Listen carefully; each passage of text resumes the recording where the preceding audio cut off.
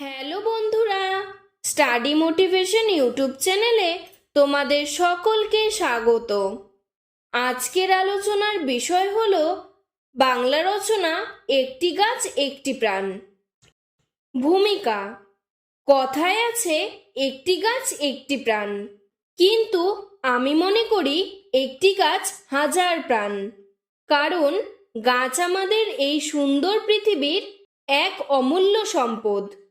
বিজ্ঞানী আচার্য জগদীশচন্দ্র বসুর তথ্য অনুসারে গাছেরও প্রাণ আছে। গাছ কথা বলতে পারে না ঠিকই, কিন্তু গাছেরাও আঘাতে সাড়া দেয়, বেদনা অনুভব করে এবং বিষ প্রয়োগে মারা যায়। প্রত্যেক প্রাণী জগৎ গাছের ওপর নির্ভরশীল। বৃক্ষের প্রয়োজনীয়তা: আমাদের জীবনে বৃক্ষের প্রয়োজনীয়তা অসীম। গাছ থেকে পাওয়া অক্সিজেন গ্রহণ করেই আমরা বেঁচে থাকি।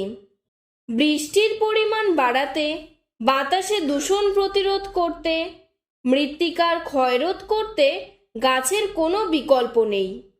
গাছ না থাকলে পৃথিবী মরুভূমিতে পরিণত হতো। ফুল, ফল, শাকসবজি, ওষুধ, কাঠ, আসবাবপত্র প্রভৃতি প্রয়োজনীয় উপাদান গাছ আমাদের দিয়ে থাকে। বৃক্ষচ্ছেদন ও তার পরিণতি: আজ অকৃতজ্ঞ মানুষ সমাজ বিশ্বব্যাপী অরণ্য নির্বিচারে ধ্বংস করছে। বন কেটে বসতি স্থাপন, কলকারখানা, শিল্পকেন্দ্র স্থাপন, জ্বালানি, গৃহ নির্মাণ, আসবাবপত্র নির্মাণ, আধুনিক মানুষের রকমারি প্রয়োজন মেটাতে গিয়ে অরণ্যভূমি আজ নিঃস্ব, যার ফলে প্রাকৃতিক ভারসাম্য বিঘ্নিত হচ্ছে। কখনো অনাবৃষ্টি, আবার কখনো অতিবৃষ্টি দেখা দিচ্ছে। পরিবেশে দূষিত বায়ুর পরিমাণ বাড়ছে। পৃথিবীর শ্যামল অঞ্চল গ্রাস করছে। জলবায়ুর ব্যাপক পরিবর্তন ঘটছে। প্রতিকার: মানব জীবনকে রক্ষা করতে, নিরাপদ করতে বৃক্ষচ্ছেদন ও বনসৃজন করা দরকার। পৃথিবীর সর্বত্রই জ্বালানির চাহিদা প্রচুর, তাই কৃত্রিম বন সৃষ্টি করতে হবে।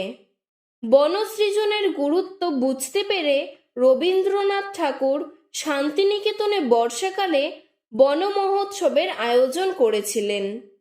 কৃত্রিম বনসৃজন ও বন সংরক্ষণের উদ্দেশ্যে ভারত সরকার 1950 সাল থেকে বন মহোৎসব অনুষ্ঠান পালনের ওপর নজর দিয়েছেন।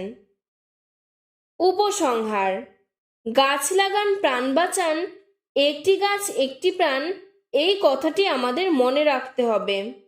বন মহোৎসব, বৃক্ষরোপণ অনুষ্ঠানের মধ্যেই সীমাবদ্ধ থাকলে চলবে না। পৃথিবীকে আবার সুন্দর করতে আমাদের বৃক্ষচ্ছেদন বন্ধ করে বৃক্ষরোপণ করতে হবে। আজকের ভিডিওটি এতটুকুই। তোমাদের যদি আরও এরকম অন্য কোনো রচনার প্রয়োজন হয় কমেন্ট বক্সে জানাবে, আমি সাহায্য করার চেষ্টা করব। ধন্যবাদ।